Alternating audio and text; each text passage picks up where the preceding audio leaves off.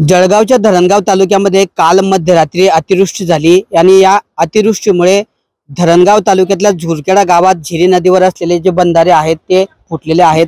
आपण आता झुरखेडा गावातील अशाच एका बंधाऱ्यावर आहोत की या ठिकाणी अतिवृष्टीमुळे मोठ्या प्रमाणावर पाऊस झाला आणि पावसात पूर आल्यामुळे या ठिकाणी जे आहे बंधारे फुटलेले आहेत आणि फुटलेल्या बंधाऱ्यामधून पावसाचं पाणी थेट या ठिकाणी शेतामध्ये शिरलं आणि शेतातलं पीक वाहून गेलं। मोठ्या प्रमाणावर नुकसान या ठिकाणी शेतकऱ्याचं झालेलं आहे।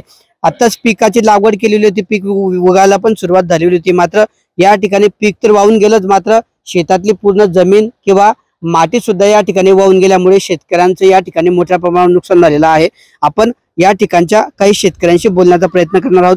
काय सांगणार, नेमकं काय झालंय काल रात्री, कशामुळे तुमच्या शेताचे नुकसान झालं? अतिवृष्टी झाल्यामुळे पुराचं पाणी आलं, पाण्यामुळे धरण फुल भरल्यामुळे शेतात पाणी जातं। दादा दरवर्षी असंच होतं, धरण झालं त्या दिवसापासून बंधारा फुटून जातो, आजूबाजूने सांड्यामधून पाणी। किती वर्षापासून असं होतंय? 4-5 वर्षापासून। आता किती पीक लावलं होतं मी इथे? आता भेंडी लावली होती 50,000 क्षेत्र आहे सर्व। नुकसान झालंय का? हो, सर्व नुकसान आहे दादा। काय आता काय नवीन हे काय पेरणार बी ते? काय मागणी तुमची?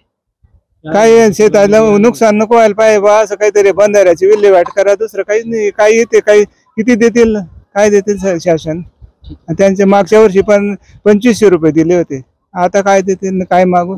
आणि दरवर्षी 5 वर्ष शेतच राहणार नाही, त्याच्याकरता मदतीपेक्षा हे नुकसान झालं नाही पाहिजे अशी व्यवस्था केली, अशी व्यवस्था व्हायला पाहिजे। काय सांगणार दादा, या ठिकाणी तुमच्या गावातले झिरी नदीवरचे जवळपास 4 बंधारे जे ते फुटलेले आहेत, बंधारे फुटण्यामागचं नेमकं कारण काय आहे आणि यासाठी तुम्ही काय पाठपुरावा केलेला आहे?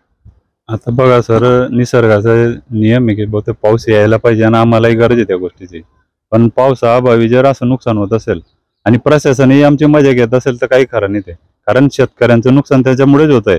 आम्ही त्यांच्याकडे कायमस्वरूपी असंच मागणी करतोय की तुम्ही नदी खोलीकरण वेळोवेळी करत राहा, आमच्या शेतकऱ्यांचं आजूबाजूंचं नुकसान होणार नाही, कारण नदी लगत भरपूर शेतकरी आहेत गावातले। आता झुरखेडामध्ये साधारणतः 6 बंधारे आहेत, 6 मधून आता 6च्या दोन्ही बाजूने आता दोन्ही साईडला शेतीच आहे।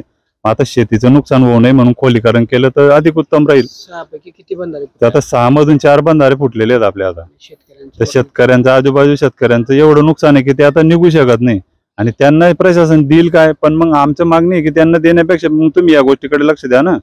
खोलीकरण केल्यामुळे आता आम्ही मृद आणि जलसंधारण विभागाला मागणी केलेली होती की तुम्ही हे नदी खोलीकरण करून द्या, उन्हाळ्यापासून त्याच्या आधीपासून करत होतो, मागच्या वर्षी त्यांच्या मागे लागलो होतो, पण त्यांनी या गोष्टीकडे लक्ष दिले। उलट या वर्षी तर वेळ होता, ऑगस्ट महिन्यापर्यंत वेळ होता, पण तरी त्यांनी लक्ष दिलं नाही। आता मंत्री महोदय उलट आम्हाला आता सुद्धा विचारपूस करताय की बा तुमचं काय नुकसान झालंय का, काय आहे का, आम्हाला सांगा, आम्ही मदत करू सगळ्या गोष्टी, तुम्हाला मी आहे बा तुमच्या पाठीशी। आणि त्याच्यानंतर तलाठी येऊन गेले आज, पण मग तलाठी येऊन बी काय करणार आहे? असं आहे ना, शेवटी प्रशासनाची जबाबदारी ती, त्यांनी लक्ष द्यायला पाहिजे आमच्याकडे।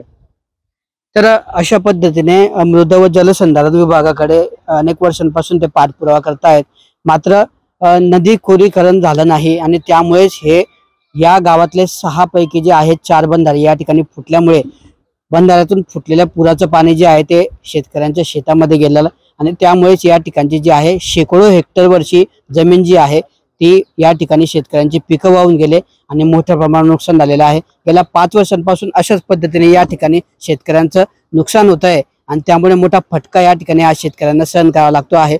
मृद व जलसंधारण विभागाने खोलीकरण का केले नाही, त्यामुळे शेतकऱ्यांचे जे झालेलं नुकसान आहे या नुकसानाची भरपाई द्यावी, तसेच मृद जलसंधारण विभागाची चौकशी करून त्यांच्यावर कारवाई करावी अशी मागणी या ठिकाणी होत आहे। मात्र मृद जलसंधारण विभागाच्या एका चुकीमुळे या ठिकाणी शेकडो शेतकऱ्यांना नुकसानाचा फटका सहन करावा लागला आहे। किशोर पाटील, TV9 मराठी, जळगाव।